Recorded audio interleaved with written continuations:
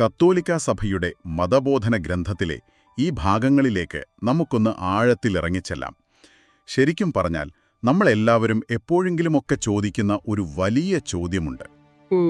എല്ലാം നല്ലവനായ സർവശക്തനായ ഒരു ദൈവത്തിന്റെ നിയന്ത്രണത്തിലാണെങ്കിൽ പിന്നെന്തുകൊണ്ട് ഈ ലോകത്ത് ഇത്രയധികം വേദനയും തിന്മയും ദുരിതങ്ങളുമുണ്ട്?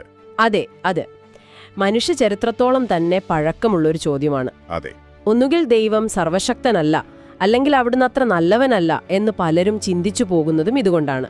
പക്ഷേ ഈ രേഖകൾ മുന്നോട്ട് വെക്കുന്നത് ഒരു മൂന്നാമത്തെ വഴിയാണ്. ഒരു മൂന്നാമത്തെ വഴി? അതെ, ദൈവം ഒരു പാവക്കൂത്തുകാരനെ പോലെ എല്ലാ നൂലും വലിച്ച് നമ്മളെ നിയന്ത്രിക്കുകയല്ല. എന്നാൽ അതേസമയം ഒന്നും അവിടുത്തെ നിയന്ത്രണത്തിന് പുറത്ത് സംഭവിക്കുന്നുമില്ല. ഈയൊരു സങ്കീർണമായ ആശയമാണ് ദൈവപരിപാലന. അത് മനസ്സിലാക്കാനാണ് നമ്മളിന്ന് ശ്രമിക്കാൻ പോകുന്നത്.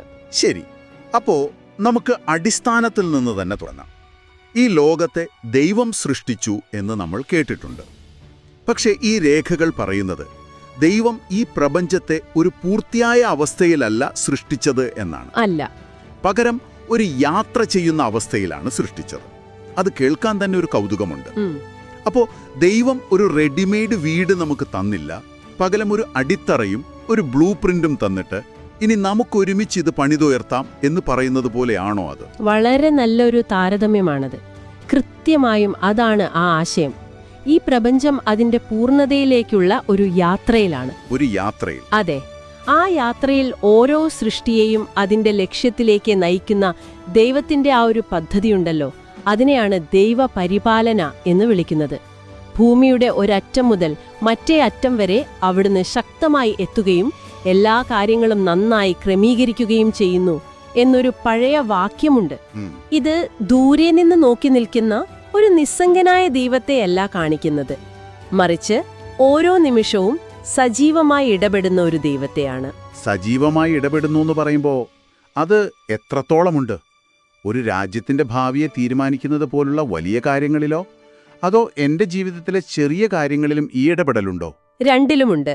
അതാണിതിലെ ഒരു വിപ്ലവകരമായ ആശയം. ശരിക്കും? അതെ, ചരിത്രത്തിലെ വലിയ സംഭവങ്ങൾ മുതൽ നമ്മുടെ തലയിലെ ഓരോ മുടിയിഴയുടെ എണ്ണം വരെ ദൈവത്തിന്റെ ശ്രദ്ധയിലുണ്ട് എന്നാണ് ഈ കാഴ്ചപ്പാട് പറയുന്നത്. ഞങ്ങളുടെ ദൈവം സ്വർഗത്തിലാകുന്നു, തനിക്കിഷ്ടമുള്ളതെല്ലാം അവിടുന്ന് ചെയ്യുന്നു എന്ന് സങ്കീർത്തനങ്ങളിൽ കാണാം. അതുപോലെ മനുഷ്യന്റെ മനസ്സിൽ പല പദ്ധതികളുണ്ട്, എന്നാൽ കർത്താവിന്റെ ഉദ്ദേശം നിലനിൽക്കും എന്നും പറയുന്നുണ്ട്. അപ്പൊ ഇതിന്റെ അർത്ഥം ദൈവം ഒരു ഏകാധിപതിയെപ്പോലെ എല്ലാം തീരുമാനിക്കുന്നുവെന്നാണോ? അതോ നമ്മുടെ പദ്ധതികൾ പോലും ഒരു വലിയ ചിത്രത്തിന്റെ ഭാഗമാണോ? രണ്ടാമത് പറഞ്ഞ മാതിരി ശരി, നമ്മുടെ പദ്ധതികൾ ഒരു വലിയ ചിത്രത്തിന്റെ ഭാഗമാകുന്നു. പക്ഷേ ബൈബിളിലൊക്കെ വായിക്കുമ്പോൾ ചിലപ്പോൾ തോന്നാറുണ്ട് എല്ലാത്തിനും കാരണം ദൈവമാണെന്ന് പറയുന്നത് ഒരുതരം എളുപ്പവഴിയല്ലേ എന്ന്. ഒരു കൊടുങ്കാട്ട് വരുമ്പോൾ ദൈവം കോപിച്ചു എന്ന് പറയുന്നത് പോലെ ഒരു ലളിതവൽക്കരണമല്ലേ അത്? നല്ലൊരു സംശയമാണ്. മനുഷ്യന്റെ പങ്കിനും പ്രകൃതിയുടെ നിയമങ്ങൾക്കും അവിടെ സ്ഥാനമില്ലേ? ഉണ്ട്. ഈ രേഖകൾ ആ ശൈലിയെക്കുറിച്ച് വിശദീകരിക്കുന്നുണ്ട്. അതിനെ ഒരു പഴഞ്ചൻ സംസാര രീതിയായിട്ടല്ല കാണേണ്ടത്. പിന്നെങ്ങനെയാണ്? മറിച്ച് എല്ലാറ്റിന്റെയും അടിസ്ഥാന കാരണം, ആത്യന്തികമായ ഉറവിടം ദൈവമാണ് എന്നോർമ്മിപ്പിക്കാനുള്ള ഒരു മാർഗമായാണ് വിശുദ്ധ ഗ്രന്ഥകർത്താക്കൾ അതുപയോഗിച്ചത്. അവർക്കറിയാമായിരുന്നു മനുഷ്യർ പ്രവർത്തിക്കുന്നുണ്ടെന്നും പ്രകൃതിക്ക് നിയമങ്ങളുണ്ടെന്നും. എന്നാൽ ആ പ്രവർത്തനങ്ങളെയും നിയമങ്ങളെയും സാധ്യമാക്കുന്ന ഒരു അടിസ്ഥാന ശക്തിയുണ്ടല്ലോ. ശരിയാണ്. അതിനെയാണ് അവർ ദൈവത്തിലേക്ക് ചേർത്തത്. ഇത് ദൈവത്തിലുള്ള നമ്മുടെ വിശ്വാസം കൂട്ടാനാണ് സഹായിക്കുന്നത്, അല്ലാതെ നമ്മുടെ ഉത്തരവാദിത്തം ഇല്ലാതാക്കാനല്ല. ഓക്കെ, അപ്പോ ഈ വലിയ ദൈവിക പദ്ധതി എന്ന ആശയം നാളെ എന്ത് കഴിക്കും, എന്തുടുക്കും എന്ന് ചിന്തിക്കുന്ന സാധാരണക്കാരായ നമ്മളുമായി എങ്ങനെയാണ് ബന്ധപ്പെടുന്നത്? അവിടെയാണ് യേശുവിന്റെ പഠിപ്പിക്കലുകൾ വളരെ പ്രസക്തമാകുന്നത്. യേശു ഈ വലിയ തത്വത്തെ വളരെ വ്യക്തിപരമായ തലത്തിലേക്ക് കൊണ്ടുവന്നു. ആകാശത്തിലെ പക്ഷികളെ നോക്കൂ, വയലിലെ ലില്ലിപ്പൂക്കളെ നോക്കൂ, അവയെ പരിപാലിക്കുന്ന ദൈവം നിങ്ങളെ പരിപാലിക്കുകയില്ലേ എന്ന് ചോദിക്കുന്നില്ലേ? അതിന്റെ അർത്ഥം ചരിത്രത്തെ മുഴുവൻ നയിക്കുന്ന അതേ ദൈവീക ശക്തി തന്നെയാണ് നിങ്ങളുടെ വ്യക്തിപരമായ ആവശ്യങ്ങളെക്കുറിച്ചും വേവലാതിപ്പെടുന്നത് എന്നാണ്. അതുകൊണ്ട് ആദ്യം ദൈവത്തിന്റെ കാര്യങ്ങൾ അന്വേഷിക്കൂ, ബാക്കിയെല്ലാം നിങ്ങൾക്ക് പിന്നാലെ നൽകപ്പെടും എന്നൊരു ഉറപ്പാണത്. നിൽക്കൂ, അപ്പോൾ നിങ്ങൾ പറയുന്നത് എന്റെ തീരുമാനങ്ങൾക്ക് യഥാർത്ഥത്തിൽ പ്രാധാന്യമുണ്ടെന്നാണ്.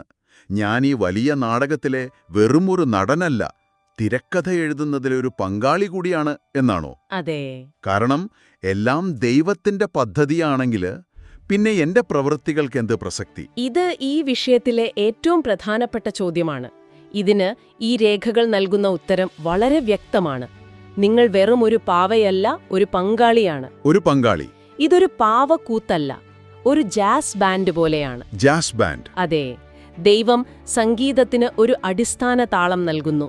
അതാണ് പ്രാഥമിക കാരണം. എന്നാൽ ഓരോ സംഗീതജ്ഞനും, അതായത് നമ്മൾ ഓരോരുത്തർക്കും, അവരുടെ കഴിവുപയോഗിച്ച് അതിൽ സ്വന്തം ഭാഗം വായിക്കാനുള്ള സ്വാതന്ത്ര്യമുണ്ട്. ഓക്കേ.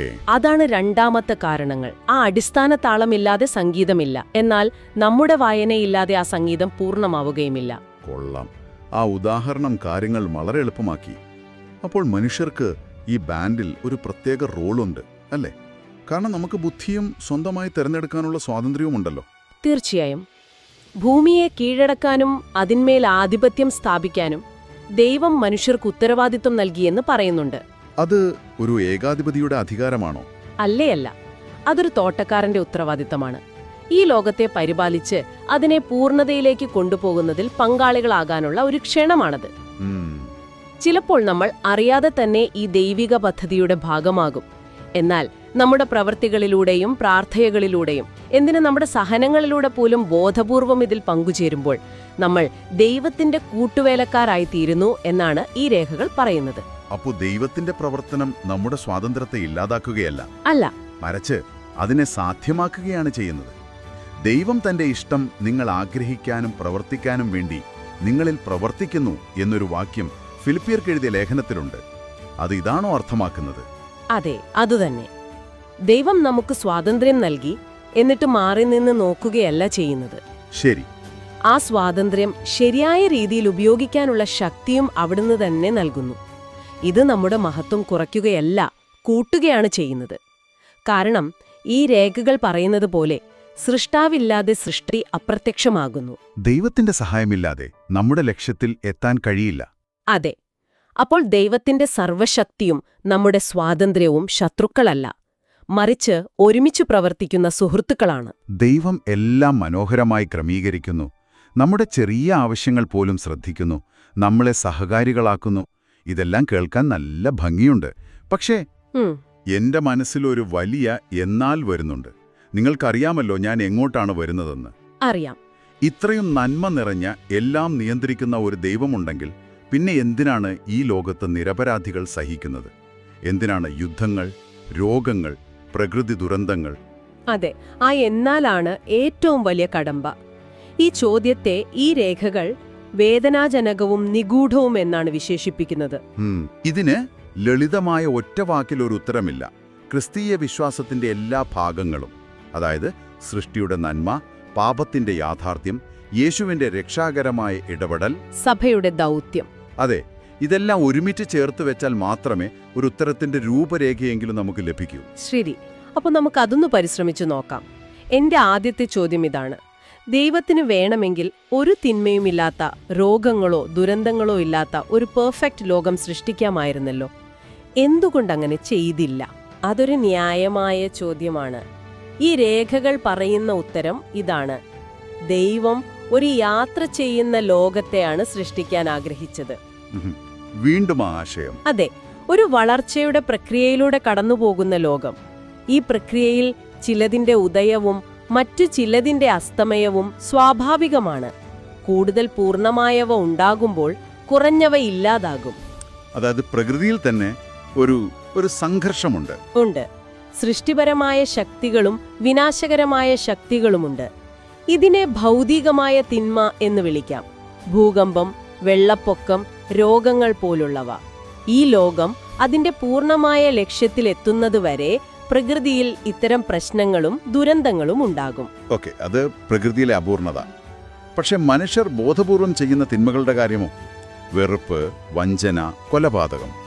അതിന് പ്രകൃതിയെ പഴിചാരാൻ പറ്റില്ലല്ലോ. ഇല്ല, തീർച്ചയായും പറ്റില്ല. അതിന്റെ പൂർണ്ണ ഉത്തരവാദിത്തം മനുഷ്യന്റെയും മാലാഖമാരുടെയും സ്വാതന്ത്ര്യത്തിലാണ്. സ്വാതന്ത്ര്യം.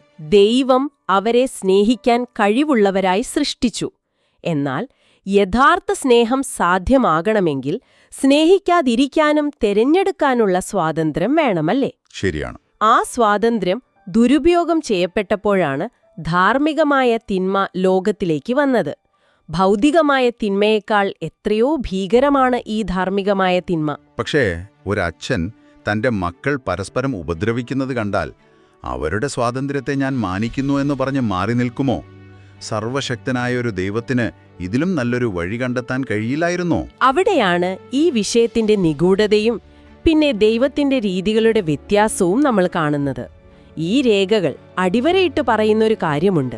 ദൈവം ഒരു തരത്തിലും പ്രത്യക്ഷമായോ പരോക്ഷമായോ ധാർമ്മിക തിന്മയുടെ കാരണമല്ല. ദൈവം കാരണമല്ല. അല്ല. അവിടുന്നത് അനുവദിക്കുന്നത് ഒന്നാമത് ആ സ്വാതന്ത്ര്യത്തെ മാനിക്കുന്നതുകൊണ്ടാണ്. രണ്ടാമത് ആ തിന്മയിൽ നിന്ന് പോലും ഒരു വലിയ നന്മ പുറപ്പെടുവിക്കാൻ അവിടത്തേക്ക് കഴിയുമെന്നതുകൊണ്ടാണ്. ദൈവം അവരെ സ്നേഹിക്കാൻ കഴിവുള്ളവരായി സൃഷ്ടിച്ചു. എന്നാൽ യഥാർത്ഥ സ്നേഹം സാധ്യമാകണമെങ്കിൽ സ്നേഹിക്കാതിരിക്കാനും തിരഞ്ഞെടുക്കാനുള്ള സ്വാതന്ത്ര്യം വേണം, അല്ലേ? ശരിയാണ്. ആ സ്വാതന്ത്ര്യം ദുരുപയോഗം ചെയ്യപ്പെട്ടപ്പോഴാണ് ധാർമ്മികമായ തിന്മ ലോകത്തിലേക്ക് വന്നത്. ഭൗതികമായ തിന്മയേക്കാൾ എത്രയോ ഭീകരമാണ് ഈ ധാർമ്മികമായ തിന്മ. പക്ഷേ ഒരച്ഛൻ തന്റെ മക്കൾ പരസ്പരം ഉപദ്രവിക്കുന്നത് കണ്ടാൽ അവരുടെ സ്വാതന്ത്ര്യത്തെ ഞാൻ മാനിക്കുന്നു എന്ന് പറഞ്ഞ് മാറി നിൽക്കുമോ? സർവശക്തനായ ഒരു ദൈവത്തിന് ഇതിലും നല്ലൊരു വഴി കണ്ടെത്താൻ കഴിയില്ലായിരുന്നോ? അവിടെയാണ് ഈ വിഷയത്തിന്റെ നിഗൂഢതയും പിന്നെ ദൈവത്തിന്റെ രീതികളുടെ വ്യത്യാസവും നമ്മൾ കാണുന്നത്. ഈ രേഖകൾ അടിവരയിട്ട് പറയുന്നൊരു കാര്യമുണ്ട്.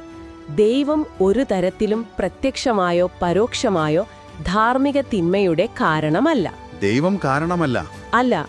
അവിടെന്നത് അനുവദിക്കുന്നത് ഒന്നാമത് ആ സ്വാതന്ത്ര്യത്തെ മാനിക്കുന്നതുകൊണ്ടാണ്.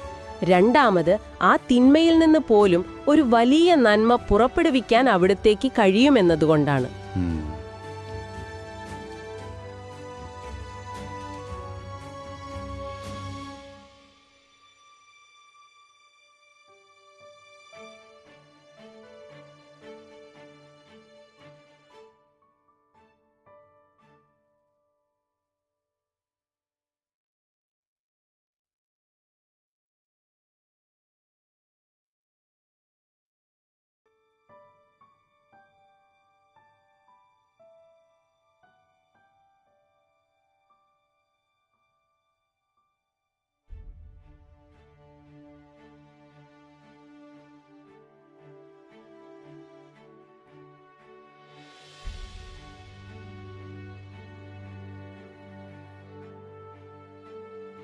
മുൻപ് വിശുദ്ധ അഗസ്റ്റിൻ ചോദിച്ചൊരു ചോദ്യമുണ്ട്. തിന്മയിൽ നിന്ന് പോലും നന്മ കൊണ്ടുവരാൻ മാത്രം ശക്തനല്ലെങ്കിൽ പിന്നെ എന്ത് സർവശക്തിയാണ് ദൈവത്തിനുള്ളത്? അതൊരു ശക്തമായ ചിന്തയാണ്. തിന്മയിൽ നിന്ന് നന്മ പുറപ്പെടുവിക്കുക. കേൾക്കാൻ അവിശ്വസനീയമായി തോന്നുന്നു. ഇതിന് വ്യക്തമായ ഉദാഹരണങ്ങളുണ്ടോ? തീർച്ചയായും. പഴയ നിയമത്തിലെ ജോസഫിന്റെ കഥ തന്നെ എടുക്കാം. സഹോദരന്മാർ അസൂയ കാരണം അവനെ പൊട്ടക്കിണറ്റിലിട്ടു. പിന്നീട് അടിമയായി വിറ്റു. അതെ. അതിലും വലിയൊരു തിന്മ അവർക്ക് ചെയ്യാൻ കഴിയില്ലായിരുന്നു. എന്നാൽ വർഷങ്ങൾക്കു ശേഷം ഈജിപ്തിലെ ഭരണാധികാരിയായി മാറിയ ജോസഫ് ക്ഷാമകാലത്ത് തന്നെ തേടി വന്ന സഹോദരന്മാരോട് എന്താണ് പറയുന്നത്? നിങ്ങൾ തിന്മയാണ് ഉദ്ദേശിച്ചത്, എന്നാൽ ദൈവം അത് നന്മയ്ക്കായി മാറ്റി. അതുവഴി ഒരുപാട് പേരുടെ ജീവൻ രക്ഷിക്കാൻ സാധിച്ചു. ഇതിലും വലിയൊരു ഉദാഹരണമുണ്ടല്ലോ, അല്ലേ? അതെ. മനുഷ്യചരിത്രത്തിലെ ഏറ്റവും വലിയ ധാർമ്മിക തിന്മ എന്ന് വിശേഷിപ്പിക്കാവുന്നത് ദൈവപുത്രനെ തിരസ്കരിച്ച് കുരിശിൽ തറച്ചതാണ്. മനുഷ്യരുടെ പാപമാണ് അതിന് കാരണമായത്. എന്നാൽ ആ അതിഭീകരമായ തിന്മയിൽ നിന്നാണ് ദൈവം ഏറ്റവും വലിയ നന്മയായ ക്രിസ്തുവിന്റെ ഉയർപ്പും അതുവഴി മനുഷ്യരാശിയുടെ മുഴുവൻ രക്ഷയും സാധ്യമാക്കിയത്. പക്ഷേ ഇവിടെ ഒരു സംശയം. ചോദിക്കൂ. ഇതുകൊണ്ട് തിന്മ നന്മയായി മാറുന്നുണ്ടോ? അതായത് ആ സഹോദരന്മാർ ചെയ്തത് തെറ്റല്ലാതാകുന്നുണ്ടോ? ഇല്ല, ഒരിക്കലുമില്ല. വളരെ പ്രധാനപ്പെട്ട ഒരു കാര്യമാണത്. ഇതുകൊണ്ട് തിന്മ ഒരിക്കലും നന്മയായി മാറുന്നില്ല. കൊലപാതകം എപ്പോഴും കൊലപാതകം തന്നെയാണ്. വഞ്ചന എപ്പോഴും വഞ്ചന തന്നെയാണ്. പക്ഷേ ദൈവത്തിന്റെ പദ്ധതിക്ക് ആ തിന്മയുടെ പരിണിത ഫലങ്ങളെ മറികടന്ന് അതിലും വലിയൊരു നന്മ കൊണ്ടുവരാൻ സാധിക്കും. അപ്പോൾ ഈ ചർച്ച കേട്ടുകൊണ്ടിരിക്കുന്ന നിങ്ങൾക്ക് ഇതിൽ നിന്ന് മനസ്സിലാക്കാവുന്ന ചില കാര്യങ്ങൾ ഇവയാണ്. ഒന്ന്, ദൈവത്തിന്റെ പദ്ധതി എന്നത് മുൻകൂട്ടി എഴുതിവെച്ച ഒരു തിരക്കഥയല്ല. അത് നമ്മുടെ സ്വാതന്ത്ര്യത്തെ മാനിച്ചുകൊണ്ട് നമ്മെ നയിക്കുന്ന ഒരു സജീവ ശക്തിയാണ്. അതെ. 2, നമ്മൾ വെറും കാഴ്ചക്കാരല്ല, ഈ യാത്രയിൽ സജീവമായി പങ്കുചേരാൻ ക്ഷണിക്കപ്പെട്ട സഹയാത്രികരാണ്. പിന്നെ 3, തിന്മയുടെ സാന്നിധ്യം ഒരു വലിയ ചോദ്യചിഹ്നമാണ്. പക്ഷേ തിന്മയുടെ മേലും ദൈവത്തിന് അധികാരമുണ്ട് എന്നും അതിൽ നിന്ന് നന്മ കൊണ്ടുവരാൻ അവിടുത്തേക്ക് കഴിയുമെന്നുമാണ് ഈ വിശ്വാസം പഠിപ്പിക്കുന്നത്. ശരിയാണ്. അവസാനം നമ്മുടെ അറിവിന്റെ പരിമിതികളെക്കുറിച്ചും ഈ രേഖകൾ നമ്മളെ ഓർമ്മിപ്പിക്കുന്നുണ്ട്. അതായത് ദൈവത്തിന്റെ വഴികൾ പലപ്പോഴും നമുക്ക് മനസ്സിലാക്കാൻ കഴിയില്ല. നമ്മളിപ്പോ കാണുന്നത് ഒരു വലിയ ചിത്രത്തിന്റെ ചെറിയൊരു ഭാഗം മാത്രമാണ്, ഒരു പസിലിന്റെ ഒരു കഷ്ണം പോലെ. നമ്മുടെ ഈ ഭാഗികമായ അറിവെല്ലാം അവസാനിക്കുന്ന ഒരു ദിവസമുണ്ട്. അന്ന് ദൈവത്തെ മുഖാമുഖം കാണുമ്പോൾ ഈ തിന്മയുടെയും പാപത്തിന്റെയും നാടകങ്ങളിലൂടെ പോലും ദൈവം തന്റെ സൃഷ്ടിയെ അതിന്റെ ലക്ഷ്യത്തിലേക്ക് എത്ര മനോഹരമായിട്ടാണ് നയിച്ചതെന്ന് നമ്മൾ പൂർണ്ണമായി മനസ്സിലാക്കും. അതുവരെ വിശ്വാസത്തിൽ ആശ്രയിക്കാനാണ് ഈ രേഖകൾ പറയുന്നത്. നിങ്ങൾ ആഴത്തിൽ ചിന്തിക്കാൻ വേണ്ടി ഒരു ചോദ്യം ചോദിച്ച് നമുക്ക് അവസാനിപ്പിക്കാം. ദൈവത്തിന്റെ കൂട്ടുവേലക്കാരാകാൻ ക്ഷണിക്കപ്പെട്ടവരാണ് നമ്മളെന്ന് കേട്ടല്ലോ. നിങ്ങളുടെ ദൈനംദിന ജീവിതത്തിലെ സാധാരണ പ്രവൃത്തികളെയും നിങ്ങളുടെ പ്രാർത്ഥനകളെയും എന്തിന് നിങ്ങളുടെ സഹനങ്ങളെയും പോലും വെറും യാദൃച്ഛികമായ സംഭവങ്ങളായി കാണാതെ ഈ വലിയ ദൈവിക പദ്ധതിയിൽ ബോധപൂർവം പങ്കുചേരാനുള്ളൊരു മാർഗമായി കണ്ടാൽ നിങ്ങളുടെ ജീവിതത്തോടുള്ള കാഴ്ചപ്പാടിൽ എന്തു മാറ്റം വന്നേക്കാം.